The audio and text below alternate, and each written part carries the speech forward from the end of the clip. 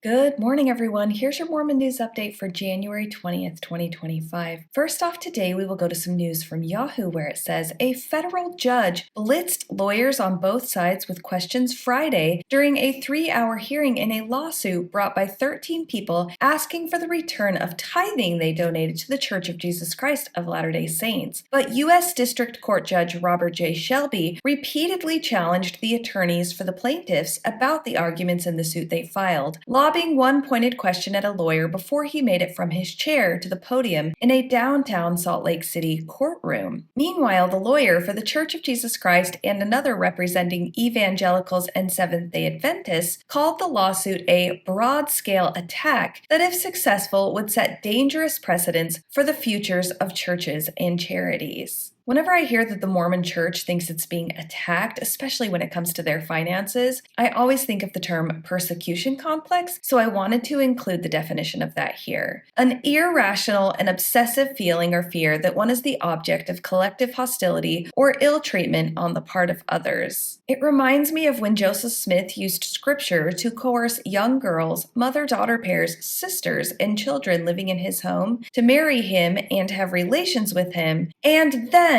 was aghast when people were upset by his actions. The church used the scriptures to collect tithing from its members, and then it used that money to bail out Beneficial Life, a failing insurance firm, and to help build City Creek Mall. And then I believe it was in 2019, a church leader went to a developing country and told them that to get out of poverty, they simply just needed to give their tithing to the Mormon Church. The article goes on to say, they also said the plaintiffs had failed to raise issues that would pierce a long-standing American legal precedent called the Religious Autonomy Doctrine or Church Autonomy Doctrine, which makes me think of L. Ron Hubbard when he said, "You don't get rich writing science fiction. If you want to get rich, you start a religion." He was indeed the founder of Scientology. Back to the article. In my own 40 years practicing law in this area and a decade teaching the law, I have never seen a more brazen and dangerous assault on a church's religious authority, said Gene Scher, who represented the National Association of Evangelicals and the General Conference of the Seventh-day Adventists. Scher said piercing the church autonomy doctrine the way the plaintiffs want would wreak constitutional chaos for all religious organizations. The plaintiffs' cases were joined together in April. Shelby did not issue any rulings at the end of the hearing.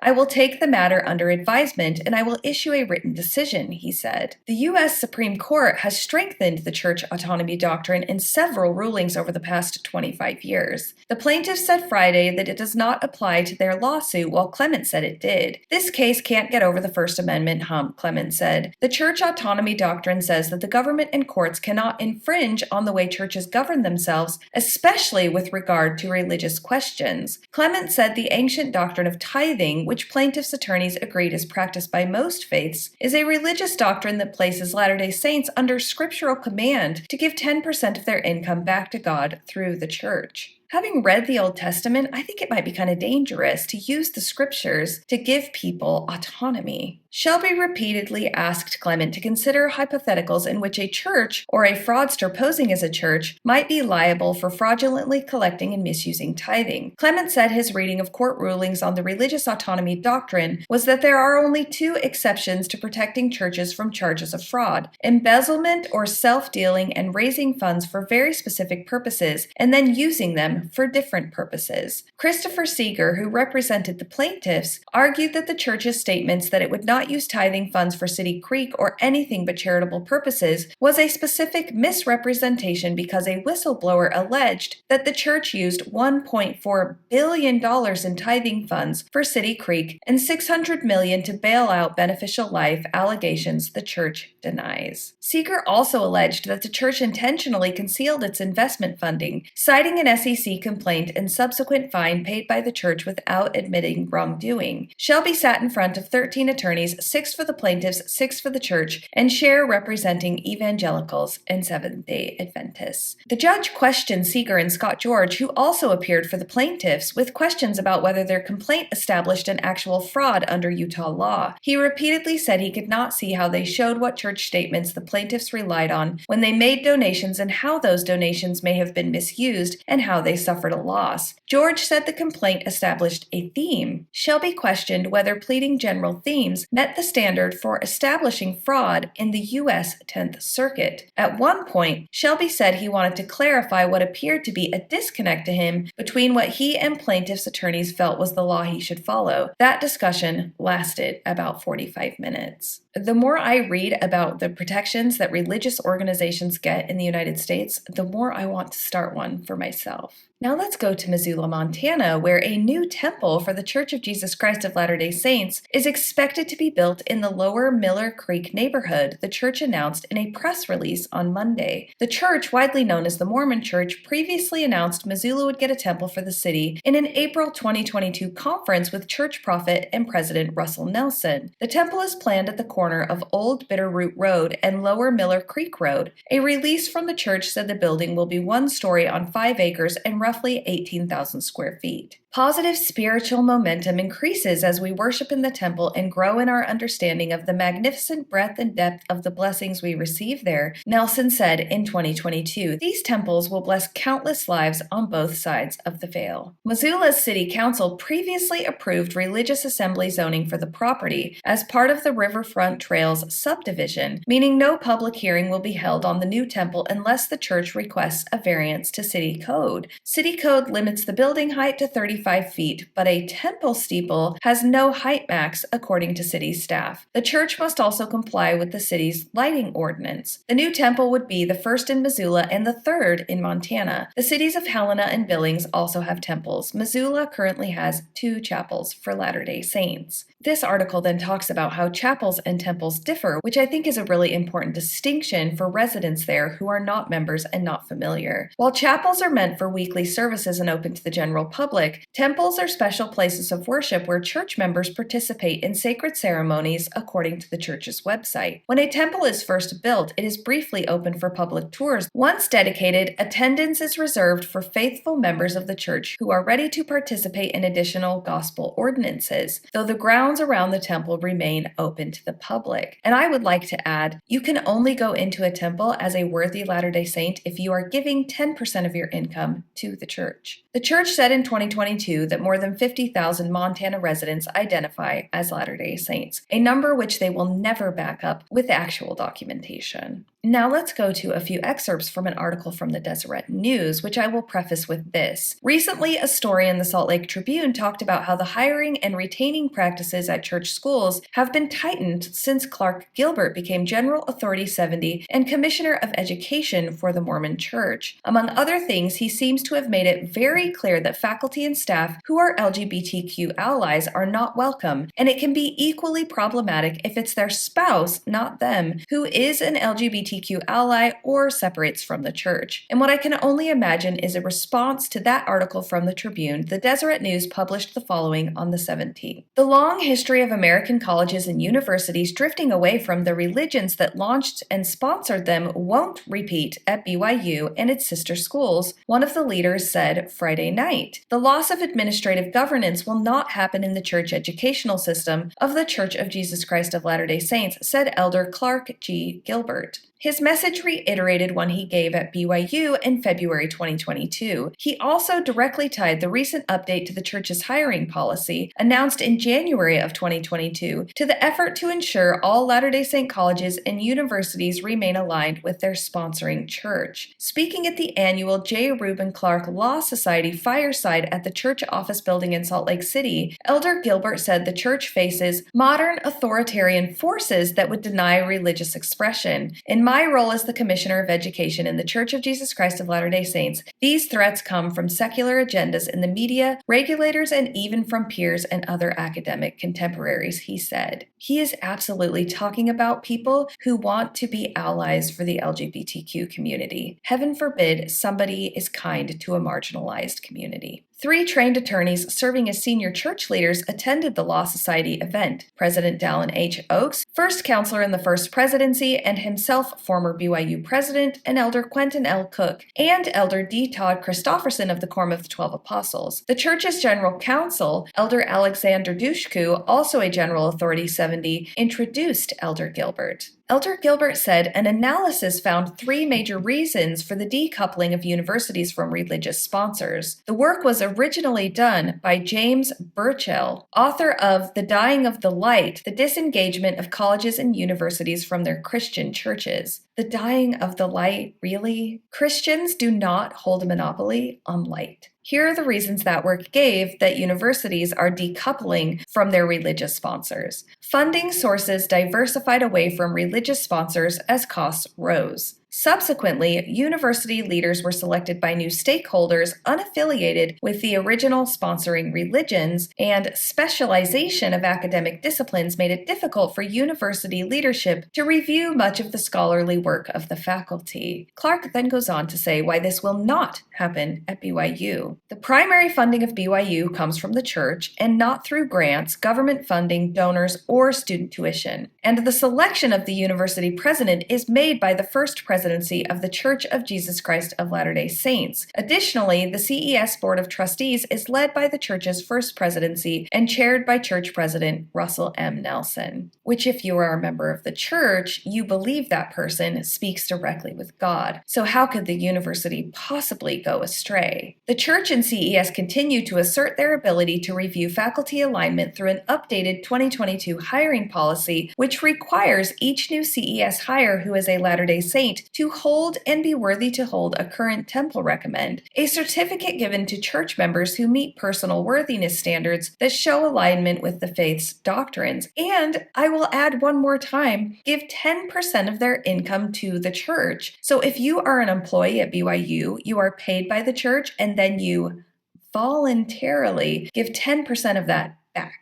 The schools still can hire people who are not church members if they agree to follow the honor code. That doesn't happen as far as I know. They do not hire people who are not members and who do not have a current recommend. All BYU faculty candidates are interviewed by either the president of the university or the academic vice president, as well as by a general authority, and must be approved by the Board of Trustees, Elder Gilbert said. Those two interview about 200 candidates per year. Elder Gilbert argued that full expression of religious freedom by Latter-day Saints includes stewardship to God. He called for a deeply embedded personal and institutional stewardship and said it was necessary for full religious expression to flourish. He noted that Elder Quentin L. Cook of the Quorum of the 12 Apostles has said that Latter-day Saints will be held accountable to God for the religious freedoms they've received, and that the church educational system would be held accountable for the aligned governance it has been provided. So that's kind of a disclaimer. If BYU is racist or bigoted or hateful towards LGBTQ people or any other marginalized group, it's because